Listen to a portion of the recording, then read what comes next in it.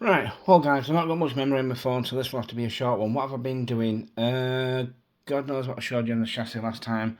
Front of the motor, makeshift shaft. Yeah, I've done that. Right, the body. We are so very, very close to paint now. I've been sanding, and as you can see, she is very smooth. I'm hoping that last little imperfection between the joints, the paint will cover. I was going to go with straight to plastic paint like I used on this puppy that is dusty but very shiny, because it gives a brilliant effect on just plastic, but it's going to take more than that. Right now, what else have I done? I've actually removed the arch extensions. Simply because they actually make the arches way wider than the chassis is, and it just looks more stock. I want it to look stock when it's done with the steel wheels. Right, so back to the thing. I just wanted to document this because I am about to paint this thing, and these are all the previous repairs. Now, the previous owner cut that for an exhaust pipe for a nitro, same as that hole there. Oh, where's it gone? There it is. Now, I've sanded the bed as much as I can, but it's a really awkward thing to sand, so I started to sand the bed. Hang on, just give me a moment. Right, sorry about that. 6 in the evening, the sun's just started to start beaming through the window. Right, so I've still got to fill all the roof before I can paint it and sand that smooth. I will lose all these ridges in the roof and just keep the sunroof. The doors are smoothed, both sides. You can see the grooves, but hopefully when the paint is on you won't. I just covered. There's all the holes in the bonnet. I didn't cut that big square one. That was also for an intake for said nitro. Yeah, I sold this on and he fit it on a nitro. That would have been the last thing I would have thought of, but hey, crazy people do crazy things. Right, so I was going to sand this because the paint came off the front fairly easily, but this was always in 2 sections, and the rear section must be slightly different plastic because this paint has stuck to this after much sanding. I just managed to get through there, so I just lathered a bit of primer on it to see if it'll stick, and it did, but it's made the paint underneath very soft, which is how this happened, because I went like that and paint came off.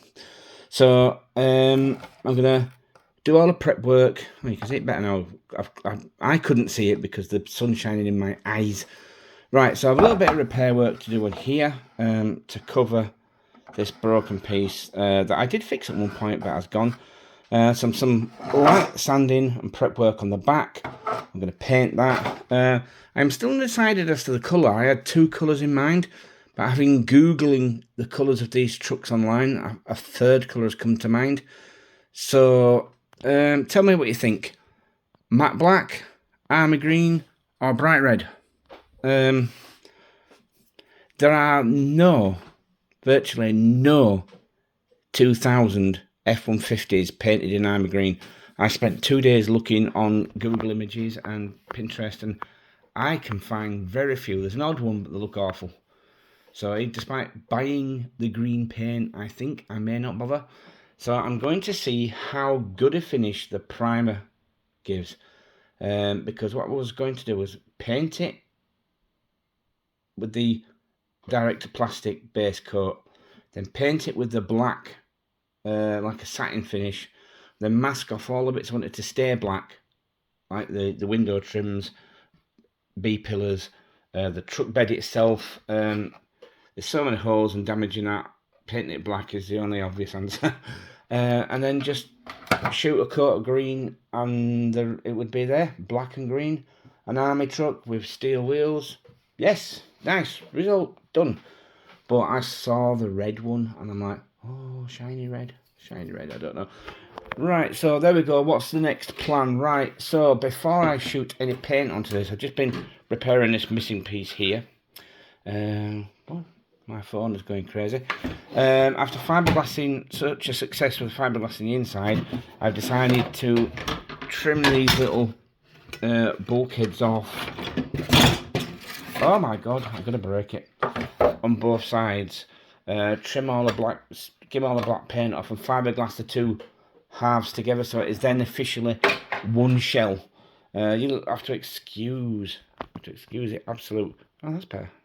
Idiot. I have to excuse the absolute crazy mess. I have not done anything else. There doesn't look like a lot of progress, but this, anybody who's worked on hard bodies and had to repaint one, this takes a lot of time. When you've been rebuilding and adding pieces previously removed to one, it just triples the amount of time. Now, to get that smooth like that, I bet there's 10 hours worth of sand in there. My shoulders and my elbows are screaming at me right now. So all I can show you at the moment is, if I pop this on here, I have just ordered, oh, let go. I've just ordered some longer ones of these. So despite my initial excitement at recycling, I'm not sure plastic body supports are the way to go. Right, so here we go. Look, I'll hold that like that. You see what I mean about the arches? They're just, the stance is just better without the extra trims. So yeah, next time you see this, it will have some sort of colour on it. Like I say, I am undecided. I'll let the quality of the paint dictate which top coat it gets. It's either going to be satin black, satin army green, or gloss red. If I get lots and lots of comments for one colour, I never get lots and lots of comments when I ask for opinions. I always get 15 people who comment with 15 different answers. So if one colour gets the most votes, if one colour, just pick one, people. If one colour gets more votes than the others, that's what I'll go with. Like I say, I don't know if you can see, ignore the handmade decals on that. You're getting a sneak preview of this, actually. I was not supposed to be showing this. Anyway, this is the direct-to-plastic paint. There's no primer under that. The paint is just straight on the plastic, and it gives a fantastic finish. And so that's what I wanted to do, but the prep time on this is just days and days and days, and I just can't. I'm not refinishing it. It's actually in pretty good condition. Just a few dings and scratches. It's actually not too bad, so I can't justify the week's worth of work. Plus I've gone back to work now, so I don't have as much time. I'm filling the time with this that I would have spent with my little poochie. So this is a coping mechanism for the... I mean, listen. How quiet is the house without our little doggy? She used to make so much noise, I didn't realise how much noise she made. And I miss it, I really do.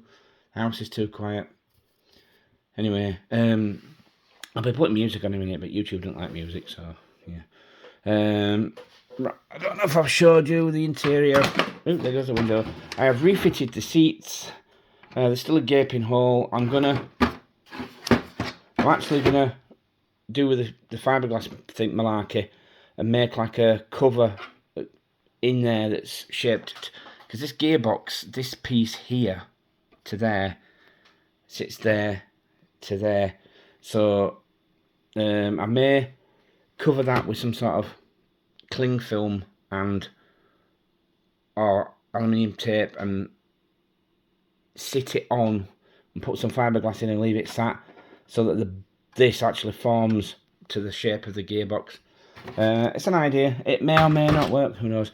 Anyway, I'm running out of time on my memory now. I've only got about 10-12 minutes. I'm running up to 9, so short one this time. But yeah, we're getting stuff done. We are getting stuff done. Like I say, the next time you see this, it'll either be all in primer in one piece, or it will have its finished coat.